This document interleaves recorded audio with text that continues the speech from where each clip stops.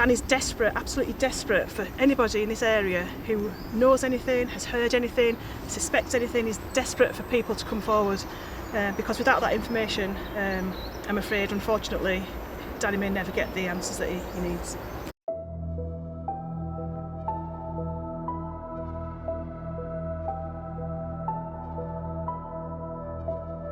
It has been more than 26 years since Patricia Grainger was murdered in Sheffield.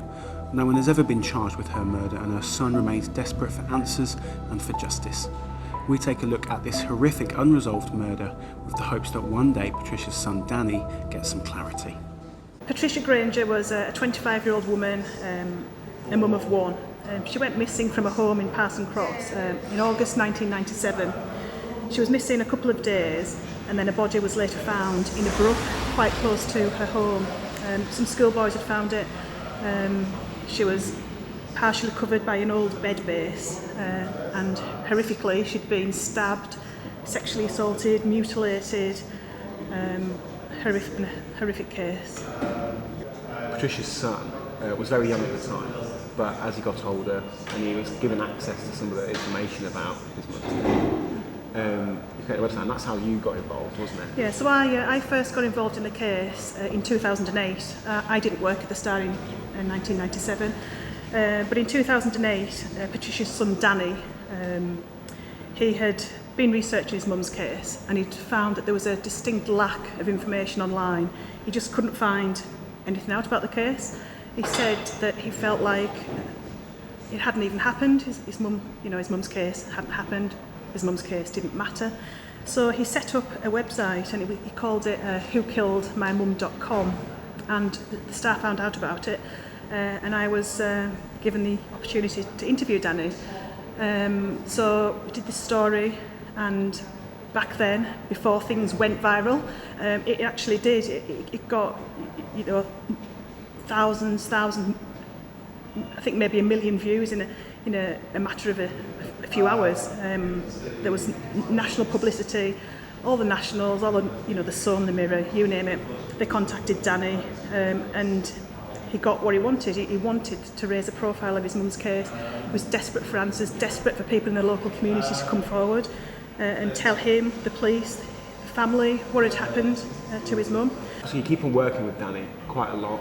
He has a good relationship with you, with the Star, and he's in touch regularly, isn't he? Yeah, every year without doubt.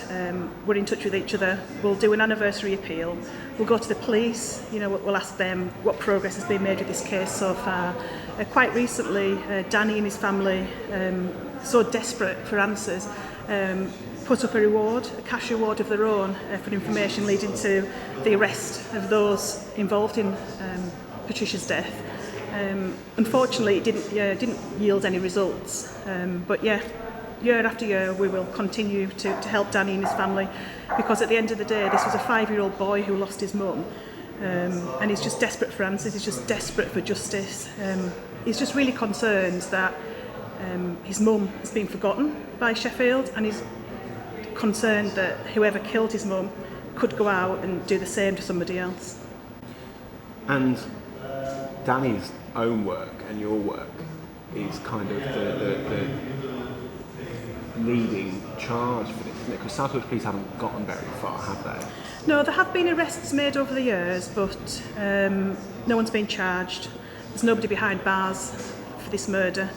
And Danny's in regular contact with the police. He's constantly pressing them. Every time we do an article, it highlights the case. The police come to us and they'll give us a statement to say that the case is constantly under review. But yeah, it's our anniversary appeals every year that keep this case in the spotlight.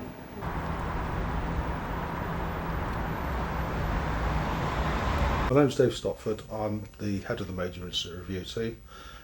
Formerly, I was a police officer. I did 34 years for South Yorkshire Police and concluded my career doing 5 years as a senior investigating officer, so I had responsibility for investigating homicides. So the Major Incident Review team, we have responsibility for reviewing undetected historic homicides and also serious rape cases. Another piece of work that we also do is if a current murder hasn't been, if nobody's been charged within 28 days, we will do a review of that to give the SIO some assistance, just to give them a second sight on it. Patricia was murdered in 1997. She went missing on the 4th of August. Her body was found in a brook in Parson Cross on the 10th of August, and obviously a murder investigation was launched at that point. Since that time, there have been 2 reviews of the murder, and now we're conducting a forensic review. From all the sort of what we glean from around the country, from the College of Policing, the best way, most effective way of getting results on any cold case investigations is through forensic opportunities, and that's where we're focusing really on this case. It all depends on what you've got left from the initial investigation, but the use of DNA in particular is a very essential tool that we have now that is bringing quite a lot of success for different forces around the country. The problems with that is that when this was a case in 1997, the scene and the management of the scene, the management of exhibits weren't kept in the way that we would have hoped to today, and that's purely through lack of knowledge of what was to come. So we start off with exhibits that may have had some contamination from scenes of crime officers, from scientists. So when we review that, that's one of the hurdles that we have to get over.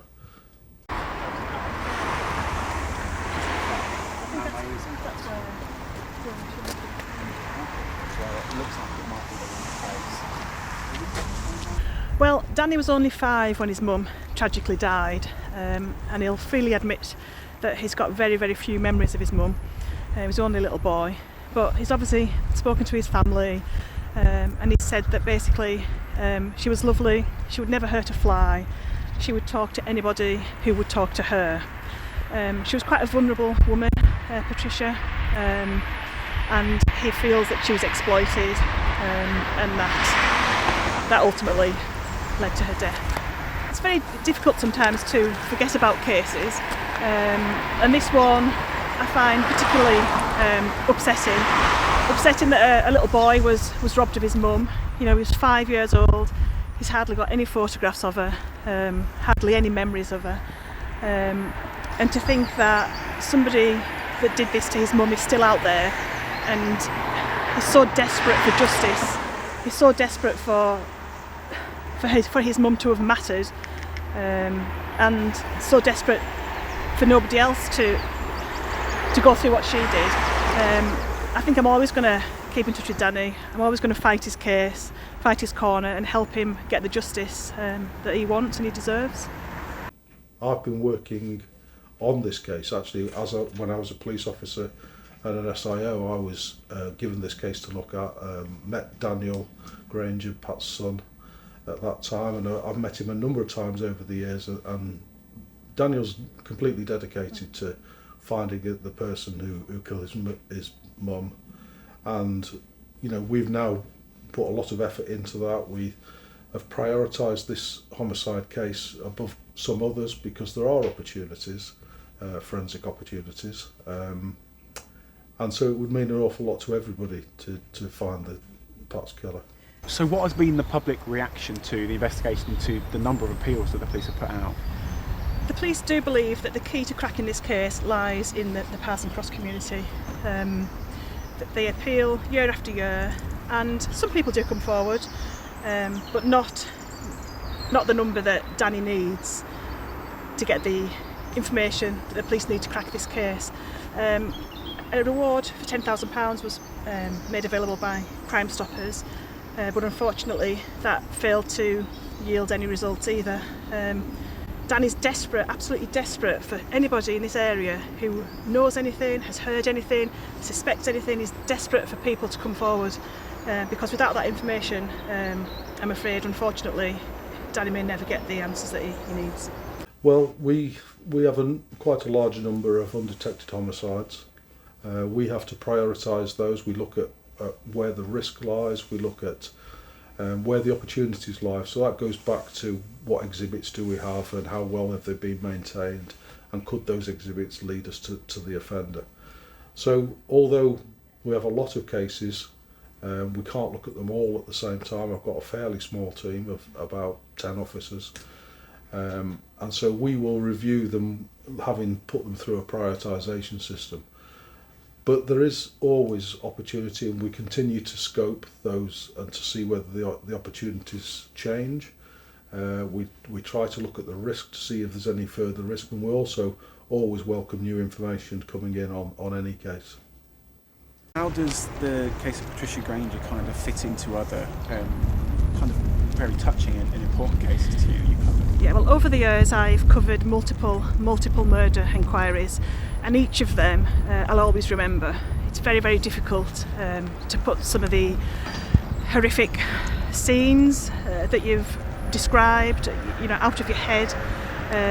But this particular case means quite a lot to me because of the relationship that I have built up with Danny over the years.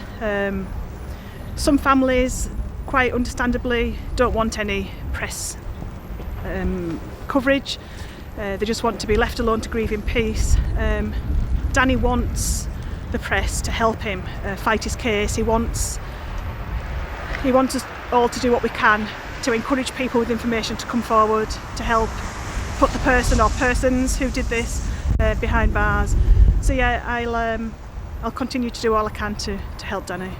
We're always interested in anybody who's got any information, however small, however insignificant they might think it is. It might just be something that we need to know about that might assist us with this case. So if there is anybody there who's changed their allegiance to somebody, who knows something that they've never revealed before, I would ask them to come forward. That we can discuss with them why they haven't come forward before, but that will be dealt with confidentially. It's been 26 years since Patricia died. Nobody has been charged, nobody found guilty of her murder, but a son who is still longing for justice, and hopefully one day he will get it.